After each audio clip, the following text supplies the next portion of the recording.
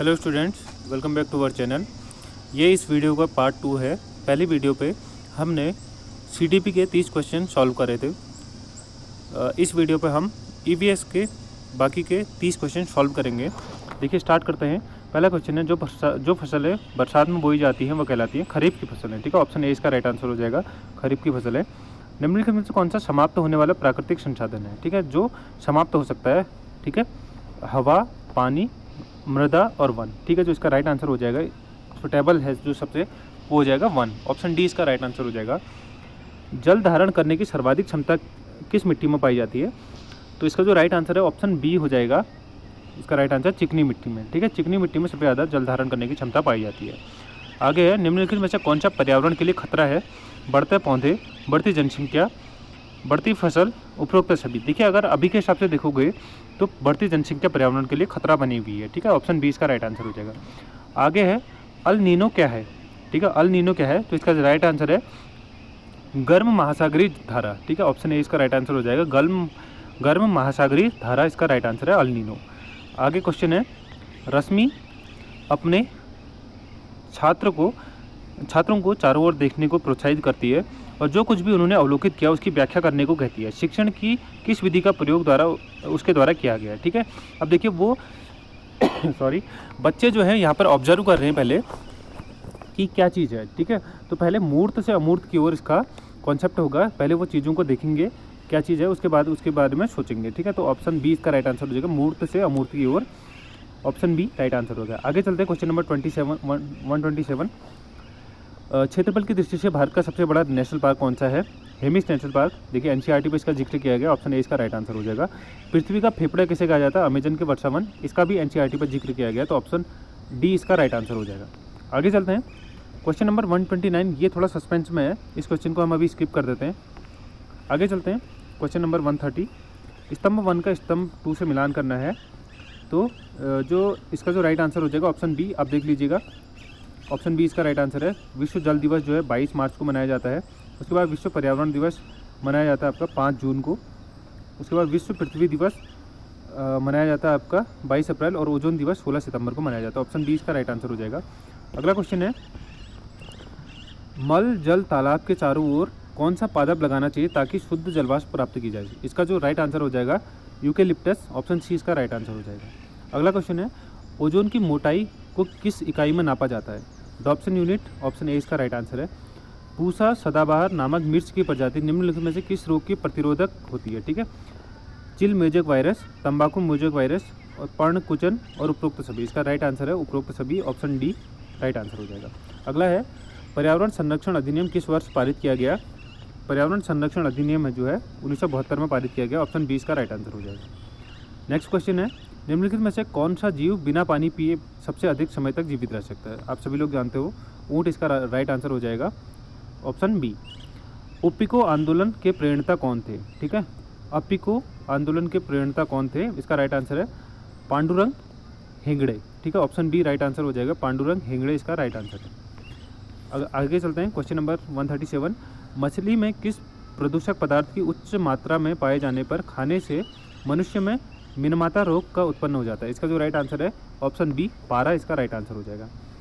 भारत में समृद्ध वनस्पति और प्राणी जात के बारे में पढ़ाने के बाद विद्यालय द्वारा प्राथमिक कक्षाओं के विद्यार्थियों को जिम कॉर्बेट राष्ट्रीय उद्यान लेके जाया जाता है। यह विद्यार्थियों की सहायता करेगा। देखिए, बच्चों को पहले पढ़ाया, उसके बाद उनको जिम कॉर्बेट घुमाने के लिए ले गए। ठीक है, तो यह किस पे फोकस करेगा? विद्यार्थी के किस में सहायता करेगा? कक्षीय अधिगम को वास्तविक जीवन से स्थितियों से जोड़ने के साथ। बिल्कुल सही राइट आंसर हो जाएगा, ऑप्शन ए राइट आंसर है इसका, जो वास्तविक जीवन को कक्षा के अधिगम से जोड़ने में सहायता प्रदान करेगा। क्वेश्चन नंबर 139 है, पर्यावरण अध्ययन की कक्षा में बच्चों के व्यक्तिगत अनुभवों को महत्व देना शिक्षक को लाभ पहुंचाता है। ठीक है, इसका जो राइट आंसर हो जाएगा वो हो जाएगा आपका ऑप्शन सी। विषय को बच्चों के अनुभव जो है संसार से जोड़ने और विमर्श तथा सीखने को बढ़ावा देते हैं।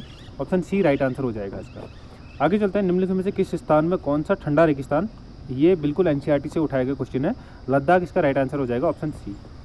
क्वेश्चन नंबर 141, पर्यावरण अध्ययन के शिक्षण में सर्वेक्षण का उद्देश्य सर्वेक्षण जो सर्वे होते हैं उसका मुख्य उद्देश्य क्या होता है? समुदाय और समुदाय के साथ अन्योन्य क्रिया का अवसर प्रदान करना, जी बिल्कुल, बच्चों को समुदाय के साथ क्रिया करने का अवसर प्रदान करोगे।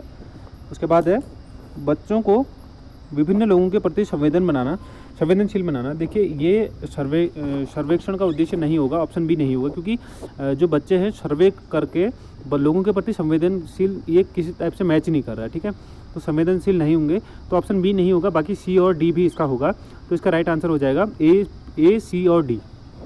ऑप्शन डी इसका राइट आंसर हो जाएगा, ए सी और डी तीनों सही है, ठीक है। सतत पोषण विकास के लिए क्या करना चाहिए? जीवाश्म ईंधन का अत्यधिक प्रयोग, खनिज दोहन, अधिक खनिज दोहन, अत्यधिक जल दोहन, उर्वरक व कीटनाशकों का कम प्रयोग। ऑप्शन बी इसका राइट आंसर हो जाएगा, उर्वरक और कीटनाशकों का कम प्रयोग। किस खाद्य श्रृंखला में सामान्यतः प्राथमिक जीव होते हैं? ठीक है, किसी खाद्य श्रृंखला में, आपको पता है कि खाद्य श्रृंखला में सबसे पहले जीव होते हैं प्रकाश संश्लेषी, ठीक है, प्रकाश संश्लेषी जो होते हैं वो खाद्य श्रृंखला में सबसे पहले होते हैं। क्वेश्चन है, निम्न में से कौन सा प्राकृतिक संसाधन नहीं है? देखिए प्राकृतिक संसाधन, नेचुरल रिसोर्स की बात हो रही है, तो सर्प जो है स्नेक इस पे नेचुरल रिसोर्स में नहीं आएगा, ठीक है, ऑप्शन ए इसका राइट आंसर हो जाएगा। अगला है अंतर्राष्ट्रीय पर्यावरण शिक्षा कार्यक्रम IEEP शुरू किया था, ठीक है, ये शुरू किया था यूनेस्को द्वारा, ऑप्शन ए इसका राइट आंसर हो जाएगा। अगला क्वेश्चन है 146, पर्यावरण की कक्षा में सामूहिक गतिविधि की रूपरेखा तैयार करते समय आप निम्नलिखित में से किस बात का ध्यान रखेंगे? ठीक है, बच्चों के हित में शामिल करना बिल्कुल होना चाहिए, बच्चों के हित में शामिल होना चाहिए, लड़के लड़कियों को समान रूप से बिल्कुल होना चाहिए, लड़के लड़की समान रूप से होनी चाहिए, महंगी सामग्री का प्रयोग, देखिए महंगी सामग्री का प्रयोग जरूरी नहीं है, तो ऑप्शन सी नहीं होगा, ऑप्शन डी है सभी धार्मिक संस्कृति पृष्ठभूमि के बच्चों के रोचक होना चाहिए, ठीक है, सभी धार्मिक संस्कृति के बच्चों के लिए रोचक होना चाहिए, बिल्कुल सही बात है, तो ऑप्शन ए बी और डी सही हो जाएगा, ऑप्शन ए में है A B D, सी नहीं होगा, महंगी सामग्री जरूरी नहीं है, ठीक है। आगे चलते हैं, क्षतिग्रस्त जंगल को फिर से बचाने के लिए शुरू किए गए प्रमुख कार्यक्रम को क्या कहा जाता है? वन संवर्धन, ठीक है, वनों का संवर्धन, क्षतिग्रस्त जंगलों को फिर से तैयार करने के लिए जो कार्यक्रम होता है उसे वन संवर्धन कहा जाता है। अगला है डॉट की प्रक्रिया भूजल को समाप्त नहीं होने देगा, ठीक है, वनीकरण की प्रक्रिया, ठीक है, फॉरेस्टाइजेशन करोगे आप, ठीक है, ज़्यादा से ज़्यादा पेड़ लगाओगे तो इसके भूजल समाप्त नहीं होगा, ऑप्शन ए इसका राइट आंसर हो जाएगा। अगला है अस्पतालों को जैविक कचरे के निस्तारण के लिए निम्नलिखित में से कौन सा तरीका सबसे अच्छा तरीका है? इसका जो राइट आंसर हो जाएगा वो भस्मीकरण, ठीक है, ऑप्शन सी इसका राइट आंसर है। जैविक कचरे को खत्म करना है तो भस्मीकरण का उपयोग किया जाता है। नेक्स्ट क्वेश्चन है और अंतिम क्वेश्चन है, पौधे और जानवरों की प्रजातियां जो विशेष रूप से एक ही स्थान पर रहती है वो कहलाती है स्थानीय, ठीक है, एक ही स्थान पर रहने वाले जो प्रजाति होती है वो स्थानीय कहलाती है। ये थे EVS के 30 क्वेश्चन। अगर आपको वीडियो पसंद आई तो चैनल को सब्सक्राइब करिए, वीडियो को लाइक करिएगा। बाकी के सेक्शन मैथ्स, लैंग्वेज 1 और लैंग्वेज 2 की वीडियो पाने के लिए चैनल को सब्सक्राइब जरूर कर लीजिएगा, जल्द ही आपको वो वीडियो भी प्रोवाइड कर दी जाएगी। थैंक्स फॉर वॉचिंग, मिलते हैं नेक्स्ट वीडियो पर, तब तक के लिए बाय।